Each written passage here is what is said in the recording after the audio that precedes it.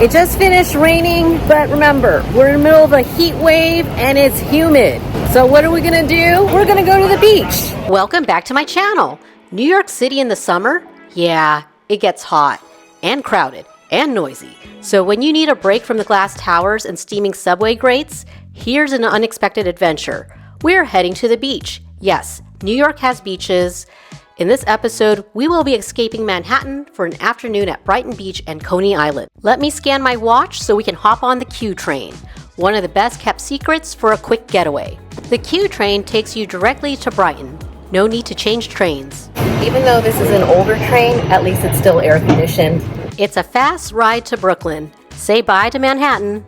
Not only is it air conditioned, but you get a surprise glimpse of the Brooklyn Bridge as you pass through Manhattan. It's like a free sightseeing tour, and it's just one tap of your credit card or scan from your phone or watch. As we approach Brighton Beach, the tracks are elevated so you get a view of the old homes in the area, beats being underground. But before we see the ocean, we are going to explore the cultural uniqueness of Brighton Beach. 48 minutes later from Manhattan, the Q drops off here at Brighton Beach. Here's something you don't always see. Translation services between English and a Cyrillic language. On the streets, I see signs in English and Cyrillic, but what's orienting me to New York City is the Dunkin' Donuts sign. At least I recognize that. Brighton Beach is known as Little Odessa, like the city in Ukraine. We're kicking off the afternoon with a passport-free trip to Uzbekistan, Ukraine, and Russia.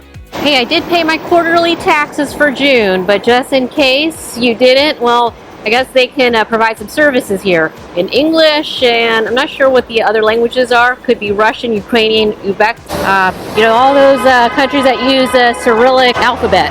Great, a map. So just to orient ourselves, we are here. Eventually, we're gonna go out to the beach here, to Coney Island, but we're gonna explore some more of the community. We're standing in front of the Tashkent supermarket, which is famous for Uzbek, Ukrainian, and Russian goods. The best way to experience those cultures is to sample the cuisines. Guess we're gonna do some shopping here. Jason grabbed a basket. You know I love desserts and pastries. Wow, these cakes. Unfortunately, it's just the two of us. I don't think we get to finish these cakes before heading back to LA. I'm kind of tempted to get a cheesecake to take with us to the beach. I don't know, I don't associate cheesecake with a beach trip. Because it was a Sunday afternoon, the market was packed just like any random Trader Joe's. But what's so special about it? The prepared food bar is out of this world. I'm going to try to get a shot of it. It's crowded, so I'm trying to sneak in. You get all sorts of meats here. There's chicken, beef and lamb, more lamb and beef. They also have different sausage rolls.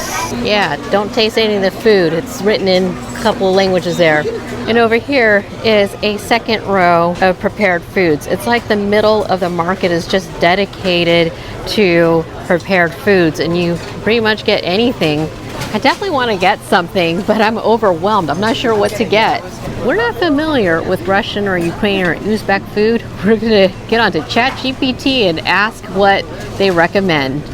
We're taking ChatGPT's suggestion. We're getting the plov with lamb meat. That's rice and lamb. See what I mean? It's pretty crowded in here. Everybody's lining up to get meat, rice, cheese.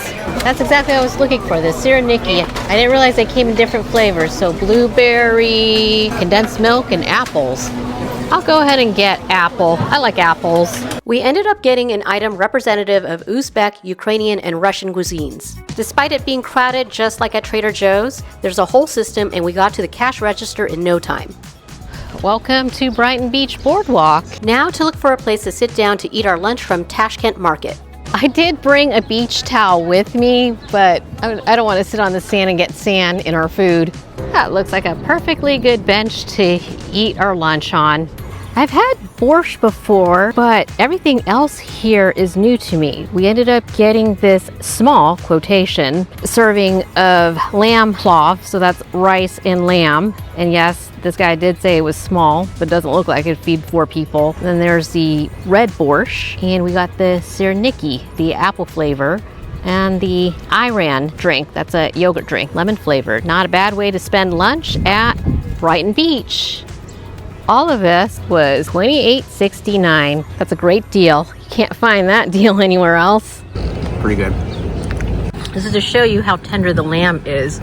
Jason's just splitting it with a spoon, not even a fork or a knife. Here's the inside shot of the sirniki. Remember, so it's like a pancake. There's cheese inside of it and apples, because I got the apple flavored one.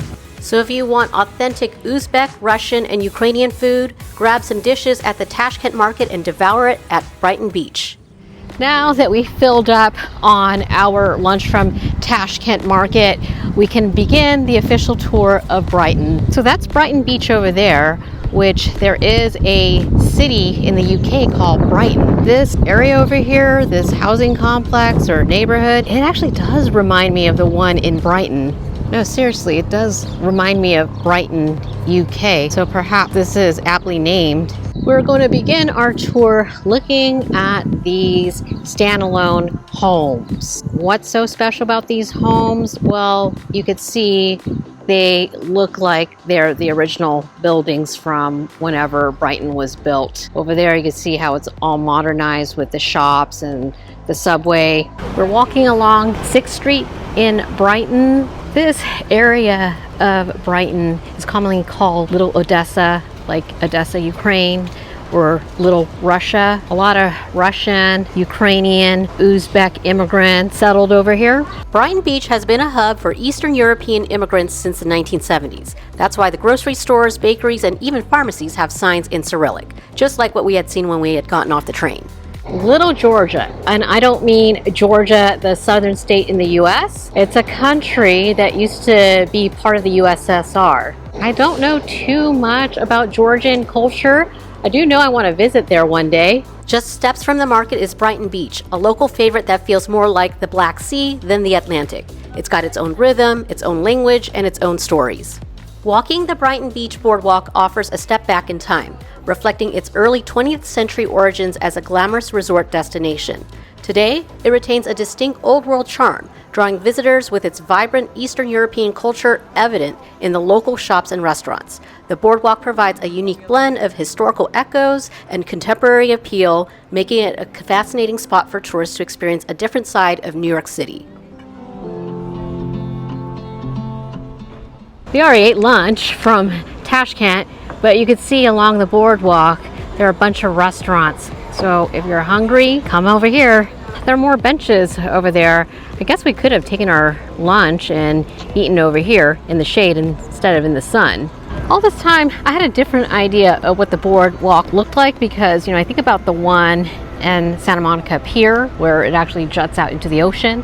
I guess this could have been all concrete or asphalt, but I do like the nature and the character that the wood gives off. Make sure to wear shoes or sandals because you don't want a wooden splinter in your feet like my husband used to get as a child running around barefoot on the boardwalk. The real name of the Brighton Beach Boardwalk is actually the Regalman Boardwalk. It's named after some politician from Brooklyn. And yes, it's a real beach. They do have lifeguards out here. You can feel safe swimming out in the water, although watch for rip currents. To orient ourselves, remember we had gotten off somewhere around there and now we're here. Eventually we're going to make our way up into Coney Island.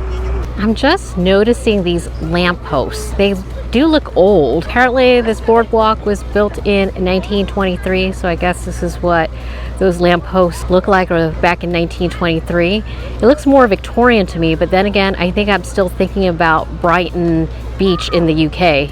This wooden boardwalk leads to a walkway onto the beach. So this is nice. So you don't have to worry about getting your feet all burnt up from the hot sand. Also allows you to wear tennis shoes to the beach. Not a great choice by my husband there. It was a short walk to the water. I'm gonna do it. Gonna go to the water there. Gonna try to dip my feet in there. Oh yeah, it's a little cold. Even though I hate cold water, it did feel refreshing during this heat dome we were experiencing. That's the things I'll do for my vlog, right? Which is to get my feet wet and then walk around for the rest of the afternoon in wet sandals. But if you're looking for a way to cool off, then this is how you do it. You come to the beach and get into the water. Whether you're a tourist or a local, Brighton Beach provides a perfect spot to relax by the ocean. feel the sea breeze, and even take a dip in the water to escape the summer heat. I can feel the vibe changing here. So we're still on the boardwalk, there's still the beach, but look straight ahead. We're headed towards Coney Island. Just a 10-minute stroll from Brighton Beach is the legendary Coney Island, New York's original seaside playground. Coney Island has been an entertainment mecca since the late 1800s. It consisted of 3 parks, Luna Park, Dreamland, and Steeplechase. When the subway was built and connected Manhattan to Brooklyn, you could imagine millions of visitors coming to Coney Island for a day of fun on the boardwalk. This is the Coney Island Cyclone, an absolute legend of roller coaster history.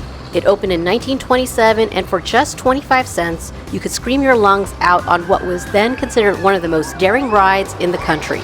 And get this, back then, people thought it felt like a ride to the moon. I mean, in 1927, they hadn't even launched a satellite yet. I used to love riding roller coasters as a kid, but as I've gotten older, I have a hard time getting on the wooden coasters. They throw out my back and my neck. One of the pains of getting older.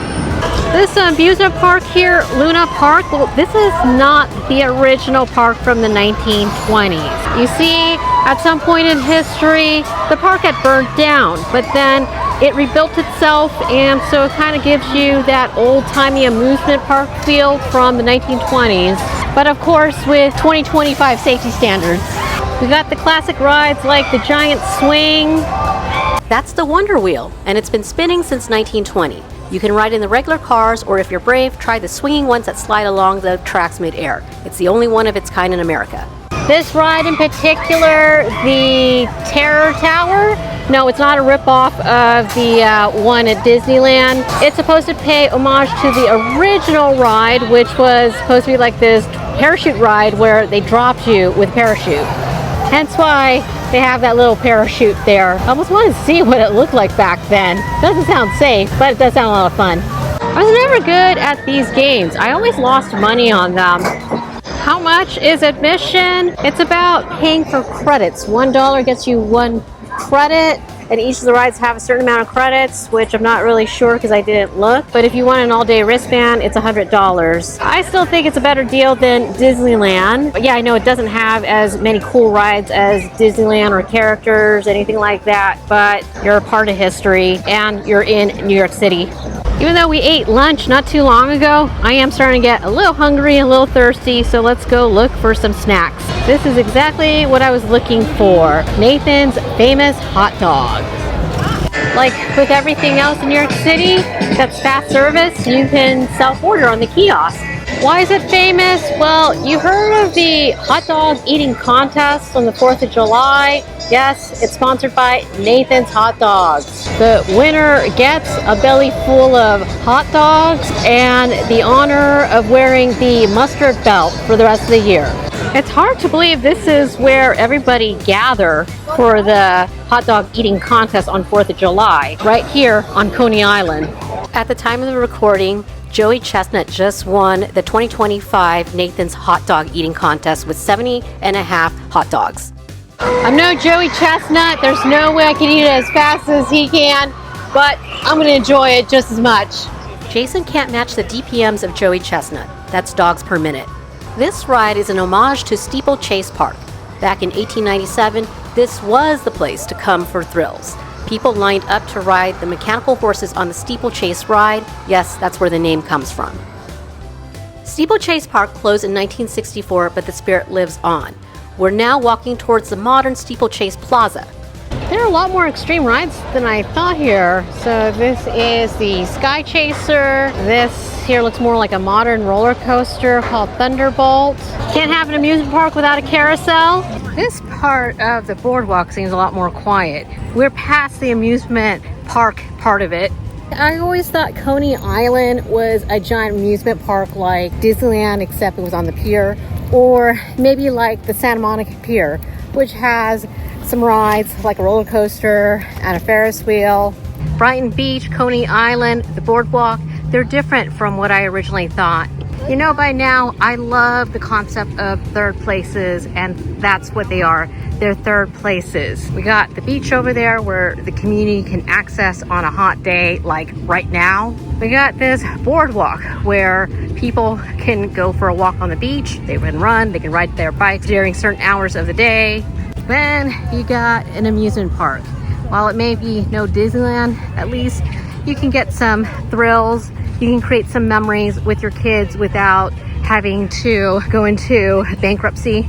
Straight ahead, that red tower looking thing, that used to be a parachute ride. Remember how we saw earlier that Coney Tower ride? This is the original version of it, where they would drop people in parachutes off of those platforms. Hey, it was the 1920s. I think the safety standards were a lot different, a lot more loose. This is what Coney Island looked like back in the day, thinking like the 20s.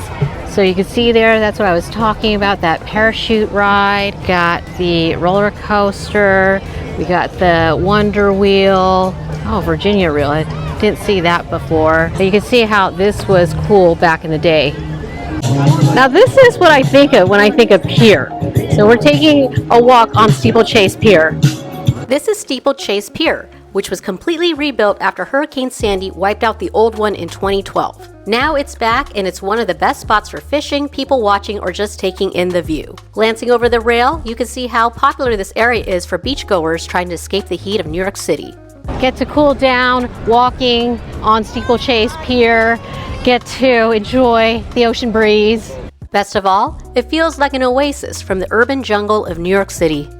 I knew you grew up in Queens and you made a trip out to Coney Island every summer. How does this make you feel visiting it a long time later? Decades later. I mean, it brings back some nostalgia, but it was a lot different when I was growing up. Coney Island just seemed so gigantic, and the roller coaster, the Cyclone, just seemed so big, and it was kind of the 80s, and I don't know, people I guess raised their children a bit differently. I remember my grandfather would take me down here and he would just give me like $5 and said, you know, come back in a few, he'd come back in a few hours and pick me up, and I have no idea what he was doing, and I would just, you know, I remember being 7, 8, 9 years old, just kind of wandering around for hours and eating ices that cost like, I don't know, 50 cents or something. And yeah, it was really great. It's nice to come back here, you know, so many years later and kind of see it more from a historical perspective. It's 6 o'clock and I can hear the helicopters trying to get people out of the water because it's that time. So comes the end of our beach day. But it was a fun afternoon. It was full of history, full of beach, full of good eats. I still had a good time, even though we didn't ride on any of the rides. And if you're gonna escape the heat wave, make it a beach day. And if you're gonna make it a beach day, well, then make it an amusement park day. Here's the deal. When New York City starts to feel like too much, remember this little detour. Grab some food from Tashkent Market, soak up some sun at Brighton Beach, and tap into some nostalgia at Coney Island. It's the kind of day that feels like a vacation within your vacation. This is the view from the train, and I am reminded of my childhood as we would have had one last look at Disneyland as we left the park. It does bring back those memories of those carefree summer days. From Uzbekistan to the Atlantic without leaving Brooklyn, who knew New York City had this in its back pocket? Thanks for coming along. Don't forget to like, subscribe, and drop a comment if you've ever been to Brighton Beach or if you have a favorite international market in your city.